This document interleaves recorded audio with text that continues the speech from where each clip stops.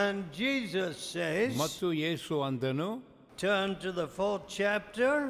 4ನೇ ಅಧ್ಯಾಯ Satan cometh, 15th verse. 15ನೇ ವಾಕ್ಯ. Satan cometh immediately and taketh away the word. ಸೈತಾನನು ಕೂಡಲೇ ಬಂದು ಅವರ ಹೃದಯಗಳಲ್ಲಿ ಬಿತ್ತಲ್ಪಟ್ಟ ವಾಕ್ಯವನ್ನು ತೆಗೆದು ಬಿಡುತ್ತಾನೆ. You know, friends, ನೋಡಿ ಸ್ನೇಹಿತರೆ, one man said to me, ಒಬ್ಬ ನನ್ನ ಬಳಿ ಹೀಗೆ ಅಂದ, I thought I will be very happy when I get married. ನನಗೆ ಮದುವೆ ಆದರೆ ಬಹಳ ಸಂತೋಷವಾಗ್ತದೆ ಎಂಬುದಾಗಿ ಅಂದುಕೊಂಡಿದ್ದನಂತೆ. But after marriage I discovered that I was very miserable. ಮದುವೆ ಆದ ಮೇಲೆ ನನಗೆ ಗೊತ್ತಾಯಿತು ನಾನು ಬಹಳ ಚಂಚಲಕ್ಕೆ ಒಳಗಾಗಿ ಬಿಟ್ಟೆ ಎಂಬುದಾಗಿ. I had blood pressure, diabetes and many other blood diseases. Pressure, diabetes, ಸಕ್ಕರೆ ಕಾಯಿಲೆ ಎಲ್ಲ ಬಂದು ಬಿಟ್ಟಿತು. And he was afraid to even come to our meeting. ನಮ್ಮ ಕೂಟಗಳಿಗೆ ಬರುವುದಕ್ಕೂ ಭಯಪಡುತ್ತಾ ಇದ್ದ ಈ ವ್ಯಕ್ತಿ. Why? ಯಾಕೆ? Oh, these people will tell me to confess my ನನ್ನ sins. ಪಾಪಗಳನ್ನು ಒಪ್ಪಿಕೊಳ್ಳಬೇಕೆಂಬುದಾಗಿ ಇವರು ಹೇಳ್ತಾರೆ, ಅದಕ್ಕೆ ಅಲ್ಲಿ ಹೋಗೋದಿಲ್ಲ. Who tells you that? ಇದನ್ನು ಹೇಳುವುದು ಯಾರು? See, when you go to a doctor, what do you say? ನೀವು ಒಬ್ಬ ವೈದ್ಯನ ಬಳಿಗೆ ಹೋಗುವಾಗ ಏನು ಹೇಳ್ತೀರಿ? The doctor says, tell me everything. ಎಲ್ಲವನ್ನು ದಯವಿಟ್ಟು ಮುಚ್ಚುಮರೆ ಇಲ್ಲದೆ ಹೇಳಿ. Where is it paining? ಎಲ್ಲಿ? When did it start? ಈ ಒಂದು ನೋವು ಎಲ್ಲಿಂದ ಆರಂಭವಾಯಿತು? What did you eat? ಏನನ್ನು ತಿಂದಿದ್ದೀರಿ? Are you sleeping properly? ನೀವು ಚೆನ್ನಾಗಿ ನಿದ್ದೆ ಮಾಡುತ್ತಾ ಇದ್ದೀರೋ? So many questions. ನಾನಾ ಪ್ರಶ್ನೆಗಳನ್ನು ವೈದ್ಯನ ಹಾಕ್ತಾನೆ. And you answer all of them. ನೀವು ಆ ಎಲ್ಲ ಪ್ರಶ್ನೆಗಳಿಗೆ ಉತ್ತರವನ್ನು ಕೊಡುತ್ತೀರಿ. My dear ನನ್ನ people, ಪ್ರಿಯ ಜನರೇ, what have we done with Christian faith? ಈ ಕ್ರಿಸ್ತಿಯ ನಂಬಿಕೆಯ ಮೂಲಕ ಏನ್ ಮಾಡಿದ್ದೇವೆ? Go to all creatures. ಎಲ್ಲ ಜನರ ಬಳಿಗೆ ಹೋಗಬೇಕು. See, I am very grieved about all the marriages in these parts. ಈ ಸ್ಥಳಗಳಲ್ಲಿ ನಡೆಯುವ ಮದುವೆಗಳನ್ನು ನೋಡುವಾಗ ನನಗೆ ಬಹಳ ದುಃಖವಾಗುತ್ತದೆ. Just for human convenience. ಏನು ಮಾನವರ ಕನ್ವೀನಿಯನ್ಸ್ಗೆ ಸರಿಯಾಗಿ ಮದುವೆ ಆಗ್ತಾರೆ. ಪಯ್ಯನಿಗೆ ಸಮೀಕ ಯಾರೂ இல்லை. ಹುಡುಗನಿಗೆ ಅಡಿಗೆ ಮಾಡೋದಕ್ಕೆ ಯಾರೂ ಇಲ್ಲ. ஒரு நல்ல சமையல்காரி தேவை. ಒಂದು ಒಳ್ಳೆ ಅಡಿಗೆ ಮಾಡುವಳು ಬೇಕು.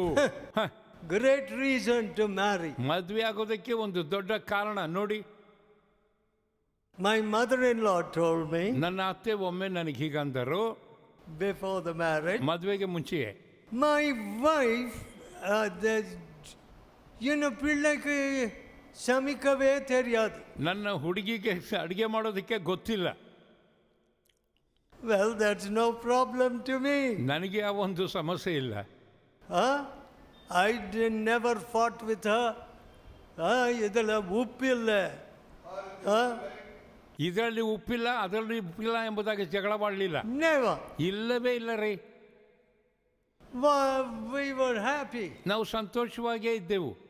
But ಆದರೆ low level marriages, ಬಹಳ ಕನಿಷ್ಠವಾದ ರೀತಿಯಲ್ಲಿ ಮದುವೆ ಆಗುವುದು, fleshly marriage, ಶರೀರಕ್ಕೆ ಸಂಬಂಧಪಟ್ಟ ಮದುವೆ, marriages without missionary vision. Missionary ದರ್ಶನವಿಲ್ಲದ ಮದುವೆಗಳು. How can God bless such ಮತ್ತೆ ಅಂತ marriages? ಕುಟುಂಬಗಳನ್ನು ಹೇಗೆ ದೇವರ ಆಶೀರ್ವದಿಸಬಲ್ಲನು? No, God can't bless. ಇಲ್ಲ ಅಂತ ಕುಟುಂಬಗಳನ್ನು ದೇವರ ಆಶೀರ್ವದಿಸುವುದು ಬಹಳ ಕಠಿಣ.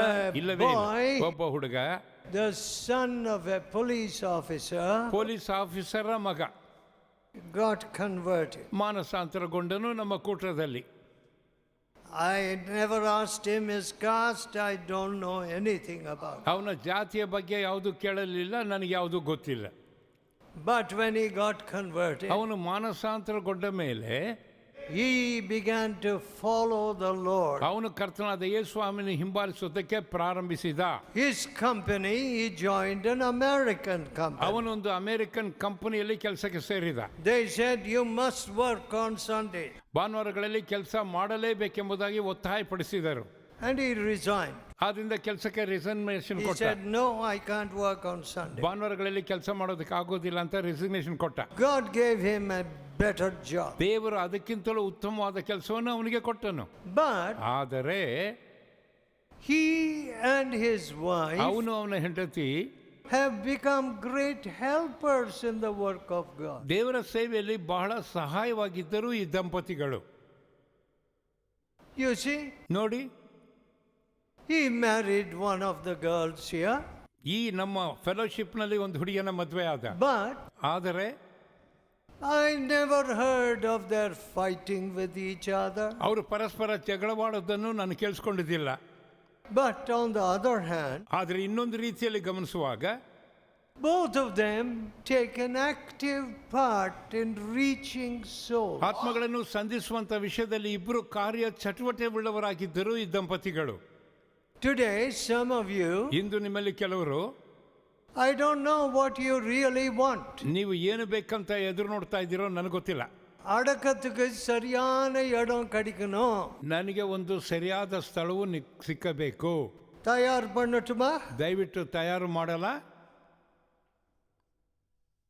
My dear friends, ನನ್ನ ಪ್ರಿಯ ಸ್ನೇಹಿತರೆ, is that your worry? ಇದೇ ನಿಮ್ಮ ಚಿಂತೆಯಾಗಿದೆಯಾ ಒಂದು ಸ್ಥಳದ ವಿಷಯದಲ್ಲಿ? Or is truth, pursuit of truth, your worry? ಸತ್ಯವನ್ನು ಹುಡುಕಬೇಕೆಂಬುದಾಗಿ ಹೇಳುವಂತಹದ್ದು ನಿಮ್ಮ ಒಂದು ಚಿಂತೆಯಾಗಿ ಅದೆಯಾ? You know, I was preaching in a public park in Coimbatore. ಕೊಯಮತ್ತೂರಲ್ಲಿ ಒಂದು ಸಾರ್ವಜನಿಕವಾದ ಪಾರ್ಕ್ ಅಲ್ಲಿ ಪ್ರಸಂಗ ಮಾಡ್ತಾ ಇದ್ದೆ. A woman who had been a Catholic counselor in the city. ಆ ಪಟ್ಟಣದಲ್ಲಿ ಕ್ಯಾಥಲಿಕ್ ಕೌನ್ಸಿಲರ್ ಆಗಿದ್ದಳು ಈಕೆ. She said to me, ಆಕೆ ನನ್ನ ಬಳಿಯಲ್ಲಿ ಹೀಗೆ ಅಂದಳು, Ayya, when I go to these local churches, ಅಯ್ಯ, ಸ್ಥಳೀಯ ಆಲಯಗಳಿಗೆ ಹೋಗುವಾಗ I only hear இந்த புடவு எங்க வாங்குனீங்க, ಈ ಸೀರೆಯನ್ನು ಎಲ್ಲಿ ಕೊಂಡುಕೊಂಡಿರಿ ಎಂಬುದಾಗಿ ಕೇಳ್ತಾ ಇರ್ತಾರೆ. எவ்வளவு விலை, ಇದರ ಬೆಲೆ ಎಷ್ಟು? That's all the kind of talk I hear. ಇದೇ ಮಾತನ್ನೇ ಆ ಕೂಟಗಳಲ್ಲಿ ನಾನು ಕೇಳುವುದುಂಟು. I don't know how spiritual the talk is in the fellowship. ಈ ಫೆಲೋಶಿಪ್ ಅಲ್ಲಿ ಅಂತ ಒಂದು ಮಾತಾದ್ರೆ ಏನು ಅದ್ಭುತವೋ ಗೊತ್ತಿಲ್ಲ. I see some very worldly people coming into the fellowship. Fellowship ಅಲ್ಲಿ ನೋಡುವಾಗ ಲೋಕಕ್ಕೆ ಸಂಬಂಧಪಟ್ಟವರು ಹೆಚ್ಚಾಗಿದ್ದಾರೆ. What did Jesus do with the worldly people in the temple? ದೇವಾಲಯದಲ್ಲಿದ್ದಂಥ ಲೌಕಿಕವಾದ ಜನರನ್ನು ಏನು ಹೇಳಿದನು ಯೇಸು? Drove them out. ಅವರನ್ನು ಓಡಿಸಿ ಬಿಟ್ಟನು ಅಲ್ಲಿ ಮಾರುವಾಗ, along with the animals that they were selling. ಅವರು ಮಾರುತ್ತಾ ಇದ್ದಂಥ ಎಲ್ಲ ಮೃಗಗಳನ್ನು ಸಹ ಓಡಿಸಿ ಬಿಟ್ಟನು. You're making my father's house a den of thieves. ನನ್ನ ತಂದೆಯ ಮನೆಯನ್ನು ಕಳ್ಳರ ಗವಿಯನ್ನಾಗಿ ಮಾಡಿದ್ದೀರಿ. You know, from any service of ours, ನಮ್ಮ ಸೇವೆಗಳಲ್ಲಿ ನಾವು ನೋಡುವಾಗ God must help you to take away a word which has spoken to your heart from God. ದೇವರಿಂದ ಬಂದಂಥ ನುಡಿ ನಿಮ್ಮ ಮನಸ್ಸಿನಲ್ಲಿ ಮಾತಾಡುವಂತಹದ್ದಾಗಿರಬೇಕು. If there is no such word, ಅಂತ ದೇವರ ವಾಕ್ಯವು ಅಲ್ಲಿಲ್ಲದೆ ಇದ್ದರೆ, and if there is not an atmosphere of prayer, ಪ್ರಾರ್ಥನೆಯ ಒಂದು ವಾತಾವರಣವೂ ಇಲ್ಲದಿದ್ದರೆ, it will become a club meeting. ಅದು ಒಂದು ಕ್ಲಬ್ ಕೂಟವಾಗಿರುತ್ತದೆ ಅಷ್ಟೇ. And sometimes ಕೆಲವು ಸಮಯಗಳಲ್ಲಿ that meeting can even become like a Sunday. ಆ ಕೂಟವು ಸಹ ಒಂದು ಸಂತೆ ಆಗಿಬಿಡುತ್ತದೆ ಕಡೆಯದಾಗಿ.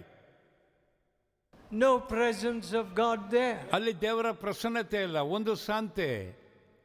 You know, my mother-in-law had blood pressure. ನನ್ನ ಅತ್ತೆಗೆ ರಕ್ತದ ಒತ್ತಡವಿತ್ತು, ಕಾಯಿಲೆ. And for her to come, it was a long way by bus to the fellowship. ಫೆಲೋಶಿಪ್ಗೆ ಬರಬೇಕಾದ್ರೆ ಬಸ್ಸಲ್ಲಿ ಬಹಳ ದೂರವಾಗಿತ್ತು ಅವರಿಗೆ ಮನೆ. Sometimes she would have headache and fever. ಕೆಲವು ಸಮಯಗಳಲ್ಲಿ ತಲೆನೋವು ಬರ್ತಾ ಇತ್ತು, ಜ್ವರವೂ ಬರ್ತಾ ಇತ್ತು. And others like her. ಆಕೆಯ ಹಾಗೆ ಬೇರೆಯವರು. But they used to say, ಆದರೆ ಹೀಗೆ ಹೇಳ್ತಾ ಇದ್ರು, as soon as I came into the ಈ fellowship, ಒಂದು ಫೆಲೋಶಿಪ್ ಕೂಟದಲ್ಲಿ ಒಳಗೆ ಬಂದ ಒಡನೆಯೇ I was healed. ನಾನು ಗುಣವಾದೆನು. No, my fever left me. ನನ್ನ ಜ್ವರವು ನನ್ನನ್ನು ಬಿಟ್ಟು ಹೋಗಿಬಿಡಿತು. So, in this ಈ fellowship, ಫೆಲೋಶಿಪ್ ಐಕ್ಯದಲ್ಲಿ prayer became first. ಪ್ರಾರ್ಥನೆಗೆ ಮುಖ್ಯತ್ವವೂ ಅದೇ. Not going on talking. ಮಾತು ಮಾತು ಮಾತು ಎಂಬುದೇ ಇಲ್ಲ. Why is it that there's so much talk? ಯಾಕೆ ಇಷ್ಟು ಮಾತುಗಳಿರ್ತವೆ?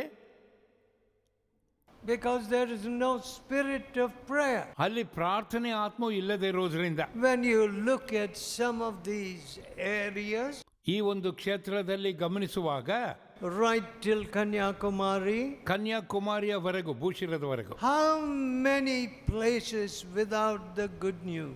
ಸುವಾರ್ತೆ ಸಾರಲ್ಪಡದೇ ಇರುವ ಅನೇಕ ಸ್ಥಳಗಳಿವೆ.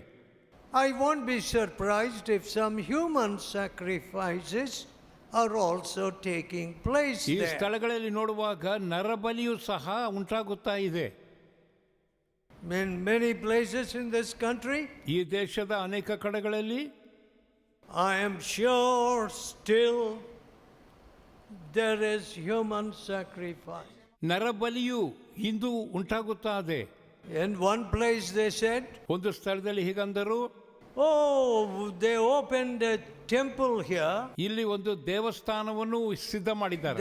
a new temple, ಹೊಸ ದೇವಸ್ಥಾನವಂತೆ ಅದು. and they caught hold of two Harijan boys Harijan ಎರಡು ಹುಡುಗರನ್ನು ಹಿಡಿದುಕೊಂಡು and sacrificed. ಅಲ್ಲಿ ನರಬಲಿ ಮಾಡಿದರಂತೆ.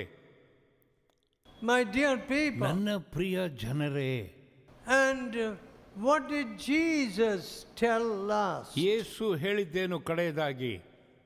Go ye into all the world and give this good news. ಲೋಕದ ಎಲ್ಲಾ ಕಡೆಗಳಿಗೆ ಹೋಗಿ ಸುವಾರ್ತೆಯನ್ನು ಸಾರಿರಿ. All power is given to me. ಎಲ್ಲ ಅಧಿಕಾರವು ನನಗೆ ಕೊಡಲ್ಪಟ್ಟಿದೆ ಎಂಬುದಾಗಿ ಅಂದನು ಯೇಸು. The young people who began with me, ನನ್ನೊಟ್ಟಿಗೆ ಆರಂಭವಾದ ಯುವಕರು they finished their college. ಅವರು ತಮ್ಮ ಕಾಲೇಜ್ ವಿದ್ಯಾಭ್ಯಾಸವನ್ನು ಮುಗಿಸಿದರು They went into their jobs. ಮತ್ತು ಕೆಲಸಗಳಿಗೆ ಹೋಗಿ ಸೇರಿದರು. They retired from their ಆ jobs. ಕೆಲಸಗಳಿಂದ ನಿವೃತ್ತರಾಗಿದ್ದಾರೆ. And many of them have been leaving the world. ಅನೇಕರು ಅದರಲ್ಲಿ ಲೋಕವನ್ನೇ ಬಿಟ್ಟು ಹೋಗಿಬಿಟ್ಟರು. Leaving the world. ಲೋಕವನ್ನೇ ಬಿಟ್ಟು ಹೋಗುತ್ತಾ ಇದ್ದಾರೆ. Finished. ಮುಗೀತು. One opportunity to serve God. ದೇವರಿಗಾಗಿ ಒಂದೇ ಒಂದು ಅವಕಾಶ ಸೇವೆ ಮಾಡಕ್ಕೆ. My dear friend, ನನ್ನ ಪ್ರಿಯ ಸ್ನೇಹಿತರೆ, I was recently preaching in Manipur and going to Burma. ಮಣಿಪುರಲ್ಲಿ ಪ್ರಸಂಗ ಮಾಡುತ್ತಾ ಇದ್ದೆನು ಮತ್ತು ಬರ್ಮಾಗೆ ಹೋಗಬೇಕಾಗಿತ್ತು. And when I went ನಾನಲ್ಲಿ ಹೋದಾಗ through so many ranges of mountains, ಅಲ್ಲಿ ಬಹಳ ಬೆಟ್ಟಗಳೇ ಇದ್ದವು. I said, how did the early missionaries come here? ಹೇಗೆ ಪ್ರಾರಂಭದ ಮಿಷನರಿಗಳು ಈ ಸ್ಥಳದಲ್ಲಿ ಬಂದು ಸೇವೆ ಮಾಡಿರಬಹುದು? They did not have roads. ಅವರಿಗೆ ಹೋಗುವುದಕ್ಕೆ ಅಲ್ಲಿ ಮಾರ್ಗಗಳಿರಲಿಲ್ಲ. They had these tribes ready to kill them. ಅಲ್ಲಿರುವಂತ ಗುಡ್ಡಗಾಡು ಜನರು ಅವರನ್ನು ಕೊಲ್ಲುವುದಕ್ಕಾಗಿ ಸಿದ್ಧವಾಗಿದ್ದರು ಬರ್ಮಾದಲ್ಲಿ. How did they come here? ಮತ್ತೆ ಹೇಗೆ ಸ್ಥಳದಲ್ಲಿ ನಿಂತು ಸೇವೆ ಮಾಡಿದ್ದಾರೆ? So comfortable in England. ಇಂಗ್ಲೆಂಡ್ನಲ್ಲಿ ನೋಡುವಾಗ ಬಹಳ ಆರಾಮಾಗಿದ್ದಂಥ ವ್ಯಕ್ತಿಗಳು ಇವರು. And you know, after that journey to Burma, ಬರ್ಮಾಗೆ ಅವರು ಪ್ರಯಾಣ ಮಾಡಿದ ಮೇಲೆ it was very hot that day. ಅಲ್ಲಿ ಬಹಳ ಬಿಸಿಯಾಗಿತ್ತು. And when I reached the place where I was to preach, ನಾನು ಪ್ರಸಂಗ ಮಾಡಬೇಕಾದ ಸ್ಥಳವನ್ನು ಹೋಗಿ ಪ್ರಯಾಣ ಮಾಡಿ ಅಲ್ಲಿ ಸೇರಿದ ಮೇಲೆ, I mean after preaching in Burma, ಬರ್ಮಾದಲ್ಲಿ ಪ್ರಸಂಗ ಮಾಡಿದ ಮೇಲೆ I was totally exhausted. ಬಹಳ ನನಗೆ ಆಯಾಸವಾಗಿ ಬಿಟ್ಟಿತ್ತು. I did not travel by bullock cart. ಅಲ್ಲಿ ಎತ್ತಿನ ಗಾಡಿಯಲ್ಲಿ ಹೋಗಲಿಲ್ಲ. It was a small car. ಅದು ಒಂದು ಸಣ್ಣ ಕಾರ್. But ಆದರೂ those missionaries didn't have small cars. ಆ ಮಿಷನರಿಗಳಿಗೆ ಸಣ್ಣ ಒಂದು ಕಾರ್ ವಾಹನವೂ ಇರಲಿಲ್ಲ ಆ ಕಾಲದಲ್ಲಿ. But they were driven by love. ಆದರೆ ಪ್ರೀತಿಯಿಂದ ನಡೆಸಲ್ಪಟ್ಟರು ಅವರು. Not by money. ಹಣದ ಮುಖಾಂತರವಾಗಿ ಅಲ್ಲ. Today, into People are moved by money. ಜನರು ಹಣದ ಮುಖಾಂತರವಾಗಿ ನಡೆಸಲ್ಪಟ್ಟಿದ್ದಾರೆ. Oh, job in Africa. ಆಫ್ರಿಕಾದಲ್ಲಿ ಒಂದು ದೊಡ್ಡ ಕೆಲಸವಂತೆ. Job in Germany. ಜರ್ಮನಿಯಲ್ಲಿ ಒಂದು ಕೆಲಸವಂತೆ. They will go. ಹೇಳ್ತಾರೆ, ಹೋಗ್ತಾರೆ. Indian boys and girls. ಹುಡುಗಿಯರು ಭಾರತದಿಂದ ಹೋಗ್ತಾರೆ. The call of money ಅದು ಹಣ ಕರೆ has become greater than the call of God. ದೇವರ ಕರೆಗಿಂತಲೂ ಹಣದ ಕರೆ ದೊಡ್ಡದಾಗ್ಬಿಟ್ಟಿದೆ. See what Jesus told his disciples. ಯೇಸು ತನ್ನ ಶಿಷ್ಯರಿಗೆ ಏನು ಹೇಳಿದ್ದಾನೆ ನೋಡ್ರಿ. Matthew 28. ಮತ್ತಾಯನ ಸುವಾರ್ತೆ 28ನೇ ಅಧ್ಯಾಯ 18th chapter verse. 18ನೇ ವಚನ. Matthew 28:18. ಮತ್ತಾಯ 28:18. Jesus came and spoke unto them.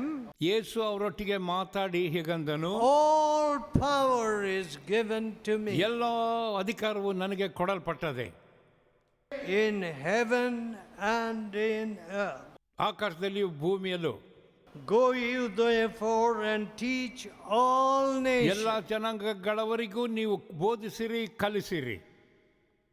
Baptizing them in the name of the Father and of the Son and the Holy Ghost. ಮತ್ತು ಅವರಿಗೆ ತಂದೆಯ, ಮಗನ, ಪರಿಶುದ್ಧಾತ್ಮನ ಹೆಸರಿನಲ್ಲಿ ದೀಕ್ಷಾಸ್ನಾನ ಮಾಡಿಸಿರಿ. Teaching them to observe all things whatsoever I have commanded. ನಿಮಗೆ ಆಜ್ಞಾಪಿಸಿದನ್ನೆಲ್ಲ ಅವರಿಗೆ ಕಲಿಸಿಕೊಡಿರಿ, ಬೋಧಿಸಿರಿ.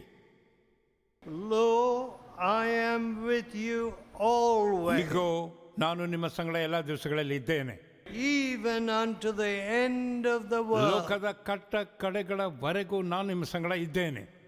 My dear ನನ್ನ friends, ಪ್ರಿಯ ಸ್ನೇಹಿತರೆ, today ಇಂದು security has become a big industry. Security ಎಂಬುದಾಗಿ ಹೇಳಲ್ಪಡುವುದು ಒಂದು ದೊಡ್ಡ ಇಂಡಸ್ಟ್ರಿ ಆಗ್ಬಿಟ್ಟಿದೆ. Everywhere you go, ನೀವೆಲ್ಲಿ ಹೋದರೂ security people.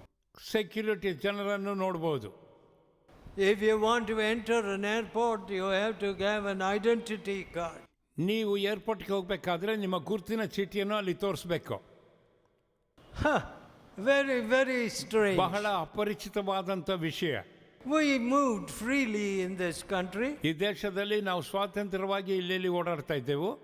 but today we can't move like that. ಅಂದ್ರೆ ಈ ದಿನಗಳಲ್ಲಿ ಹಾಗೆ ಹೋಗಲಾಗ್ತಾ ಇಲ್ಲ. But what does Jesus say? ಆದ್ರೆ ಯೇಸು ಹೇಳಿದ್ದೇನು? I am with you. ನಾನು ನಿಮ್ಮ ಸಂಗಡವಿದ್ದೇನೆ. So who is the guarantor? Who is the security man? ನಮಗೆ ಸೆಕ್ಯೂರಿಟಿ ವ್ಯಕ್ತಿ ಯಾರು? The Lord Jesus. ಕರ್ತನಾದ ಯೇಸು ಸ್ವಾಮಿಯೇ ನಮಗೆ ಸೆಕ್ಯೂರಿಟಿ ವ್ಯಕ್ತಿ.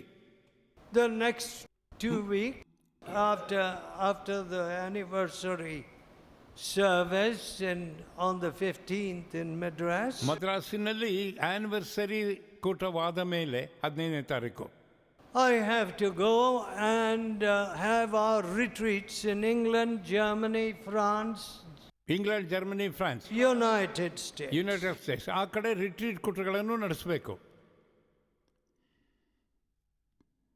You know, ನೋಡ್ರಿ, as I told you, my wife is a young woman of only 76. 76 ವರ್ಷದ ಒಂದು ತರುಣಿಯಾಗಿದ್ದಾಳೆ ನನ್ನ ಹೆಂಡತಿ.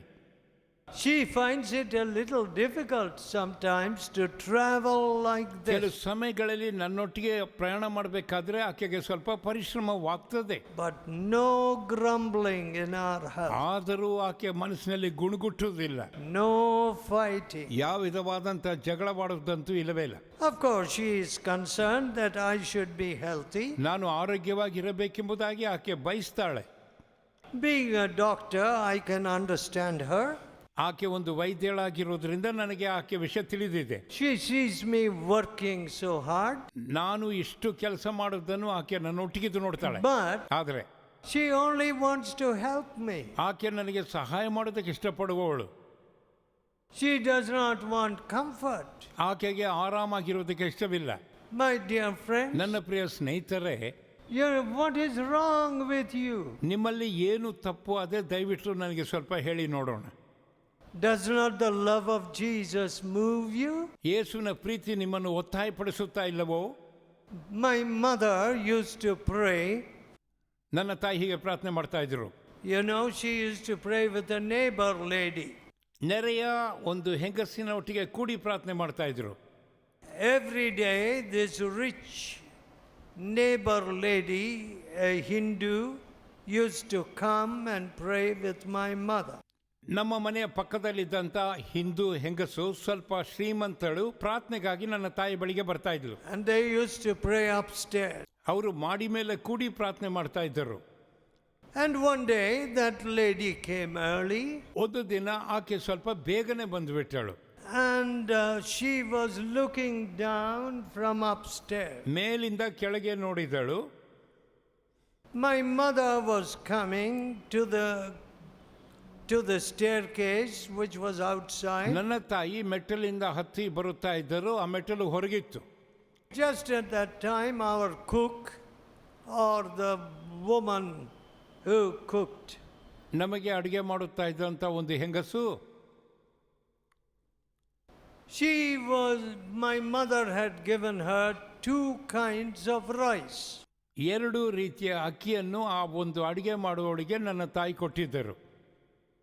One, what do you call that? That little, yeah. And 2, she was carrying boiled rice, raw rice. ಒಂದು boiled rice, ಇನ್ನೊಂದು ರಾ rice.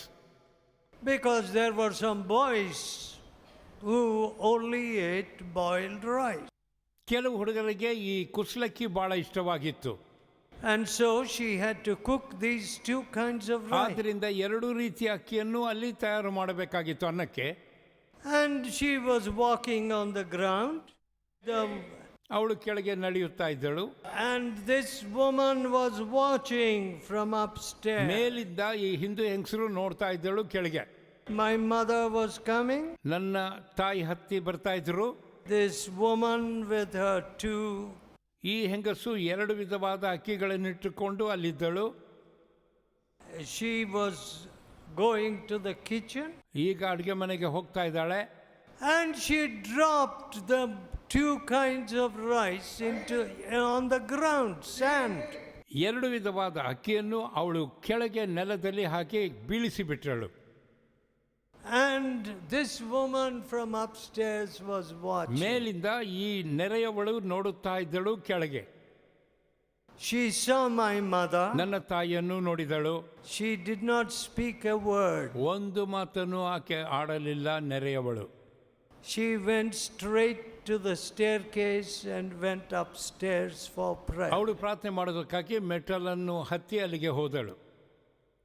And that rich Hindu woman was shocked. ಶ್ರೀಮಂತಿಯಾಗಿದ್ದಂತಹ ಒಂದು ಹೆಂಗಸು ಅದನ್ನು ಕಂಡಾಗ, ಇವಳು ಮೆಟ್ಟಲನ್ನು ಹತ್ತುವುದನ್ನು ಕಂಡಾಗ ದಿಗ್ಭ್ರಮೆ ಆಯಿತು. What did she say? ಅವಳು ಏನಂದಳು?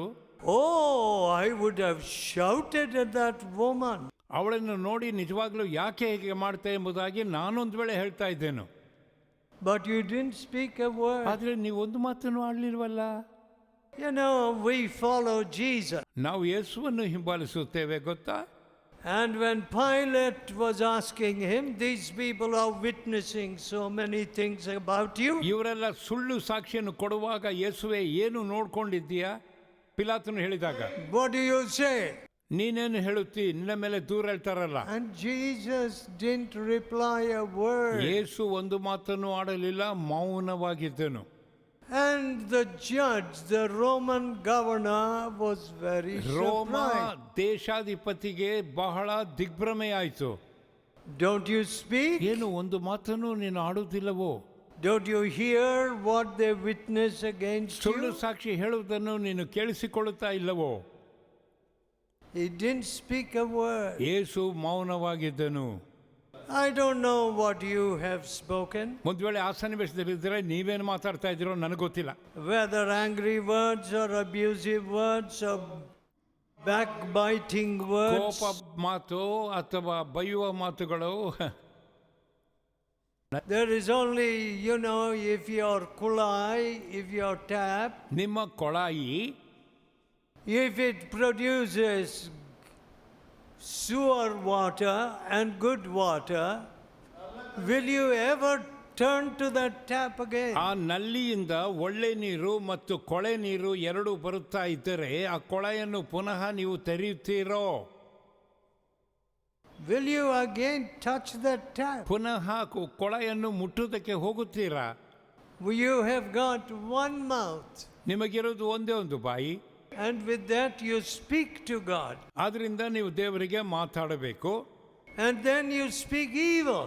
ಮತ್ತೆ ಅದರಲ್ಲಿ ಕೆಟ್ಟದನ್ನು ಮಾತಾಡ್ತೀರಿ. You speak about this person, that ಈ ವ್ಯಕ್ತಿ person. ಆ ವ್ಯಕ್ತಿ ವಿಷಯದಲ್ಲಿ ಕೆಟ್ಟದಾಗಿ ಮಾತಾಡುತ್ತೀರಿ. The Bible says, he that backbiteth not with his tongue.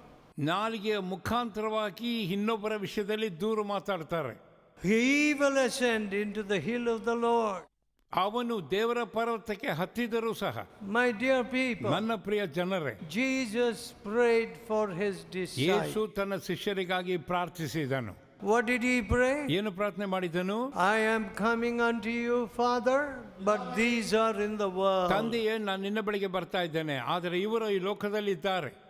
And I send them into the world even as you sent me. ನೀನು ನನ್ನನ್ನು ಕಳಿಸಿರುವ ಹಾಗೆ ಇವರನ್ನು ಈ ಲೋಕಕ್ಕೆ ಕಳಿಸುತ್ತೇನೆ. My dear friends, ನನ್ನ ಪ್ರಿಯ ಸ್ನೇಹಿತರೆ, you and I should be ambassadors for Jesus. ಯೇಸುವಿಗಾಗಿ ನೀನು ನಾನು ರಾಯಭಾರಿಗಳಾಗಿರಬೇಕು. My dear people, ನನ್ನ ಪ್ರಿಯ ಜನವೇ, that is our motivation and objective. ಇದೇ ನಮ್ಮ ಗುರಿಯಾಗಿರಬೇಕು, ಇದೇ ನಮ್ಮ ಆಲೋಚನೆಯೂ ಆಗಿರಬೇಕು. To glorify Jesus, ಯೇಸುವನ್ನು ಮಹಿಮೆಪಡಿಸುವುದಕ್ಕಾಗಿ, to deliver people from their heavy burden, ಜನರನ್ನು ಅವರ ಹೊರೆಗಳಿಂದ ಹೊರಗೆ ತರುವುದಕ್ಕೆ, to break ಮುರಿಯುವುದಕ್ಕೆ, the prison chains. ಸೆರೆಮನೆಯ ಸರಪಣಿಗಳನ್ನು ಮುರಿಯುವುದಕ್ಕೆ. Let us pray. ಪ್ರಾರ್ಥನೆ ಮಾಡೋಣವಾ? Let us pray. ಪ್ರಾರ್ಥನೆ ಮಾಡೋಣ. We want you to pray in your heart ನೀವು ನಿಮ್ಮ ಮನಸ್ಸಿನಲ್ಲಿ ಈಗ ದಯವಿಟ್ಟು ಪ್ರಾರ್ಥನೆ ಮಾಡ್ರಿ. and tell God, ದೇವರಿಗೆ ಹೀಗೆ ಹೇಳಿರಿ, oh God, ಓ ದೇವರೇ, I am not moved by your Calvary ನಿನ್ನ love. ಕಲ್ವಾರಿಯ ಪ್ರೀತಿಯಿಂದ ನಾನು ಇದುವರೆಗೂ ಸಂಧಿಸಲ್ಪಟ್ಟಿಲ್ಲ ಸ್ವಾಮಿ. I am not moved by your missionary love. ನಿನ್ನ ಮಿಷನರಿ ಪ್ರೀತಿಯಿಂದ ನಾನು ಸ್ವಲ್ಪವೂ ಪ್ರಯೋಜನ ಹೊಂದಿಲ್ಲ. Forgive me. ದಯವಿಟ್ಟು ನನ್ನನ್ನು ಮನ್ನಿಸು. Oh, the world is in my heart. ಲೋಕವೇ ನನ್ನ ಹೃದಯದಲ್ಲಿ ತುಂಬಿಕೊಂಡದೆ. Take away the love of money from my ಹಣದ heart. ಆಶೆಯನ್ನು ನನ್ನ ಹೃದಯದಿಂದ ತೆಗೆದು ಬಿಡಪ್ಪ. You said the love of money is the root of all ಹಣದ evil. ಆಶೆಯು ಎಲ್ಲ ಕೆಟ್ಟತನಕ್ಕೂ ಮೂಲವಾಗಿ ಅದೇ. Take away that love of money. ಹಣದ ಆಶೆಯನ್ನು ನನ್ನ ಹೃದಯದಿಂದ ತೆಗೆದು ಬಿಡು ಸ್ವಾಮಿ. Give me a new heart. ನನಗೆ ಒಂದು ನೂತನ ಮನಸ್ಸನ್ನು ಅನುಗ್ರಹಿಸು. Oh, loving ಓ Father, ಪ್ರೀತಿಯುಳ್ಳ ತಂದೆಯೇ,